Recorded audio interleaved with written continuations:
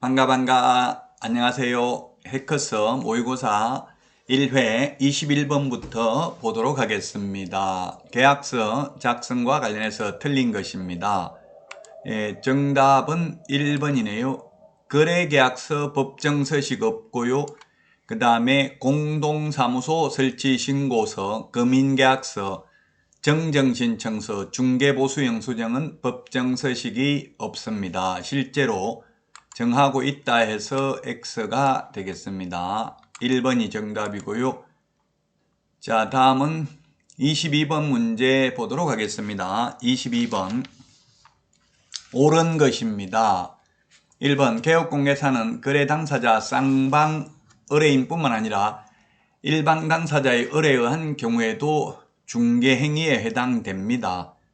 네, 중개행위에 해당되기 때문에 일방중개, 단독중개, 공동중개 모두 모든 개업공개사 다 손해배상 책임이 있죠. 그래서 네, 중개 일방 당사자로부터 의뢰받은 경우에도 중개행위에 해당된다는 게 판례입니다.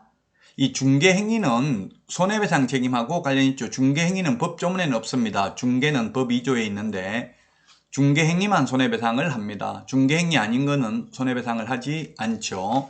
1번이 정답이 되겠고요. 2번은 이전하고자 하는 의뢰인이 아니라 취득 의뢰인에게만 설명하면 됩니다. 자, 그 다음에 3번은 권리 취득하고자 하는 의뢰인이 아니라 이전하고자 하는 의뢰인에게 상태에 관한 자료 요구할 수 있고요. 자, 그 다음에 4번은 취득 의뢰인에게만 교부하는 게 아니라 교부는 쌍방에게 교부를 해야 됩니다. 그래서 4번 쌍방에게 교부해야 되는데 취득하는 의뢰인에게만 해서 X고요. 5번은 취득하고자 하는 의뢰인이 아니라 실비는 권리관계 등의 확인에 소요되는 실비는 매도 임대 의뢰인에게 이전하고자 하는 의뢰인에게 청구할 수 있습니다. 계약금 등의 예치 권고제도와 관련된 실비는 매수 임차 의뢰인에게 받을 수 있죠. 자, 다음은 23번 문제입니다. 보정설정금액 기준 틀린 것이네요. 정답은 4번입니다. 지역농협의 경우 1,000만원 이상입니다. 지역농협은 1,000만원 이상. 따라서 4번이 틀렸습니다. 다음은 24번 문제 보도록 하겠습니다. 전자계약 관련해서 틀린 것입니다. 24번. 정답은 3번이 되겠습니다.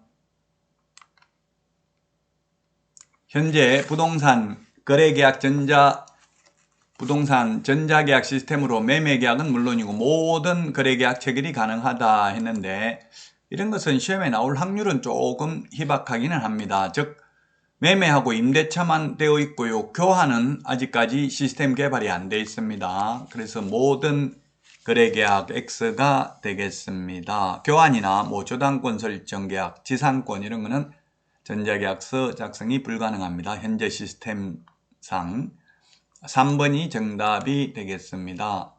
자, 다음은 25번 문제입니다. 25번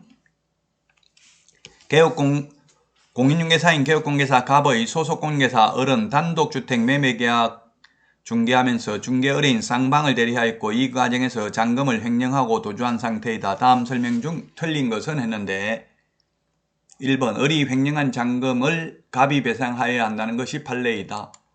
왜? 중개행위에 해당되기 때문에 그렇습니다. 이 계약금을 떼먹고 중도금 떼먹고 도망가는 것도 중개행위니까 중개행위면 그를 고용한 개업공개사의 행위로 보죠. 그래서 책임져야 됩니다. 이번에 등록 취소될 수 있으나 공인중개사 자격이 취소되지는 않는다. 네, 지금 개업공개사가 갑이고요. 소속공개사 을이죠. 그러면은 아직까지 이 법에 의한 징역형을 받았다는 말은 없기 때문에 등록은 취소될 수 있지만 자격은 취소되지 않습니다. 자, 그 다음에 3번 갑에게 업무정지 처분이 을에게 자격정지 처분이 내려질 수 있다. 금지행위 하면은 쌍방대리 금지행위죠. 등록 취소할 수 있고 취소 안 하면 업무정지 할 수 있습니다. 자, 그 다음에 4번입니다. 4번. 을이 금거되어 공인중개사법 형법 위반으로 행정형벌을 선고받게 된다 하더라도 을이 항상 중개업 결격 사유에 해당하는 것은 아니다. 예, 직원 잘못으로 사장이 양벌 규정에 의해서 벌금을 받았다 하더라도 이 법에 의한 벌금은 아니기 때문에 항상 결격 사유에 해당되는 것은 아니다. 예, 결격 사유 아니라는 게 판례입니다. 직원 잘못으로 벌금을 받아도. 자, 그 다음에 5번. 을은 형사상, 행정상 처벌의 대상이 되나 민사상 책임은 별도로 부담하지 않는다. 다만 갑의 구상, 여기 또 지금 문제가 빠졌는데요. 다만 갑의 구상권 행사의 대상이 될 수 있다 했는데, 을 소속 공인중개사도 형사 책임이 있습니다. 직원이 잘못해서 민사상 손해 입혔다면 잘못한 직원 당연히 민사 책임이 있고요. 그를 고용한 개업공개사에게도 책임이 있는 거지, 직원 잘못했는데 직원 책임은 없고 사장에게만 책임이 있는 것은 아닙니다. 5번에 문제가 뒤에 빠졌는데요. 다만 뭐냐면 다만 갑의 구상권 행사의 대상이 될 수는 있다, 이렇게 되어 있습니다. 네, 구상권 행사할 수도 있고요. 또 민사 책임도 별도로 부담합니다. 그래서 5번이 틀렸습니다.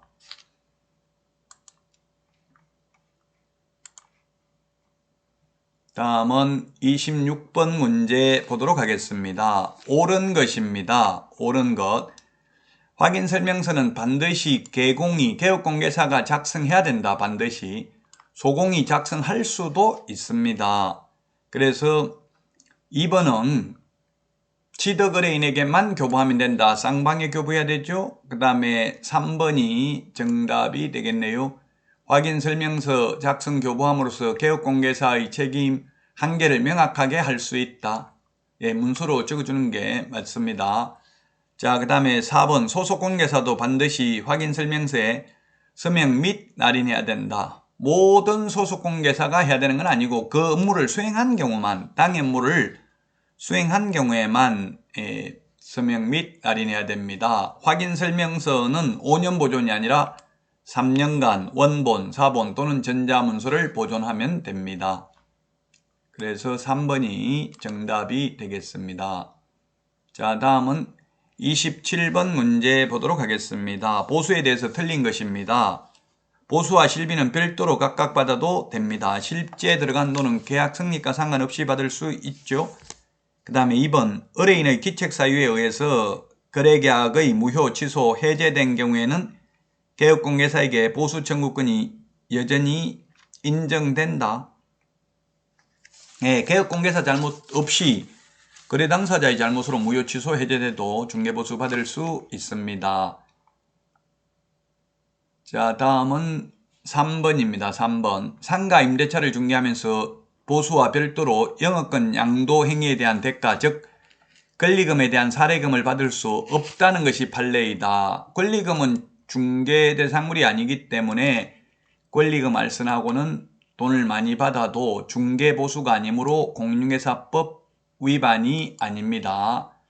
받을 수 없는 게 아니라 받을 수 있습니다. 그래서 틀렸고, 4번 중개법인이 행한 분양대행 행위는 중개보수 규정이 적용되지 않으므로 당사자 간의 합의로 정한 금액 많이 받아도 된다.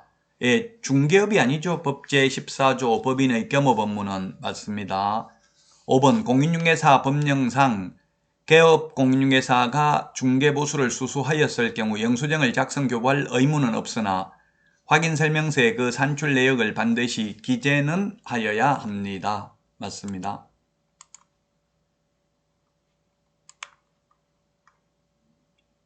다음은 28번 문제 보도록 하겠습니다. 행정처분 대상이 되지 않는 자의 중개보조원이네요.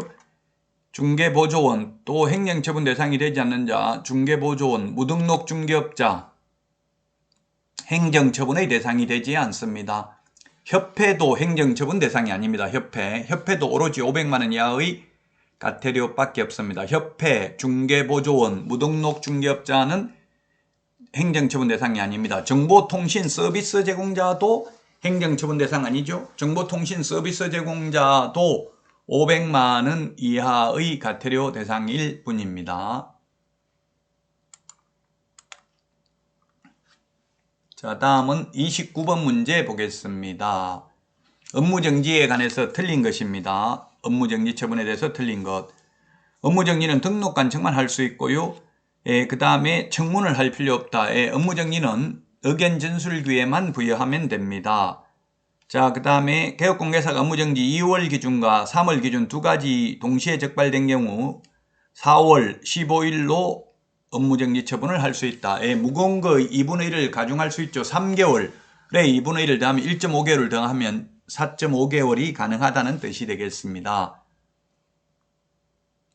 자, 그 다음에 4번입니다. 개업공개사가 업무정지 처분을 받은 경우 등록 후 효력이 소멸되므로 그 기간 중에 중개업을 하게 되면 무등록 중개업으로 처벌받는다. 등록 후 효력이 소멸되지는 않습니다. 그래서 무등록 중개업자는 아닙니다. 업무정지 기간 중에 업무를 하더라도 4번이 틀렸네요. 다만 절대적 취소, 반드시 등록을 취소하여야 합니다. 자, 그 다음에 5번 업무정지 기간 중에 있는 개업공개사는 중개업의 폐업은 할 수 있으나 역시 그 기간 중에 재등록은 할 수 없다. 업무정지 6개월 받았으면 그만두더라도 다른 데 가서 개업도 안 되고 취직도 안 된다는 이야기가 되겠습니다. 자, 다음은 30번 문제 보도록 하겠습니다. 30번. 포상금 지급 사유에 해당하는 것을 모두 고른 것은 했는데 포상금 지급 대상이 뭐라고 했습니까? 옛날에 세 개였죠. 무부양, 무등록 중개업자, 그 다음에 부정한 방법으로 등록을 한 자, 그 다음에 등록증, 자격증, 양도 대여한 자, 요 세 개였습니다. 옛날에. 근데 올해 네 가지가 신설됐죠. 개업공개사가 아닌 자가 광고를 하는 경우, 그 다음에 시공시, 광시공시, 시공시가 뭐냐면 시세에 부당한 영향을 미치는 행위를 한 개업공개사 등 공동중개 제한, 그 다음에 누구든지 시세에 부당한 영향을 미치는 행위, 무부양, 광시공시 7가지가 되겠습니다. 포상금 지급 대상이. 따라서 미연 포상금 지급 대상입니다. 공동중개 제한, 왕따 시키는 거죠. 친목회, 회원, 비회원 해가지고. 그 다음에 자격증이나 등록증을 양도 대여하거나 양수 대여하는 행위가 포상금 지급 대상이 되겠습니다. 따라서 3번이 정답이 되겠습니다. 우리 암기 프린트는 28번에 있습니다. 정답 3번입니다. 자, 여기까지 하고 31번부터는 쉬었다가 하도록 하겠습니다. 수고하셨습니다. 안녕.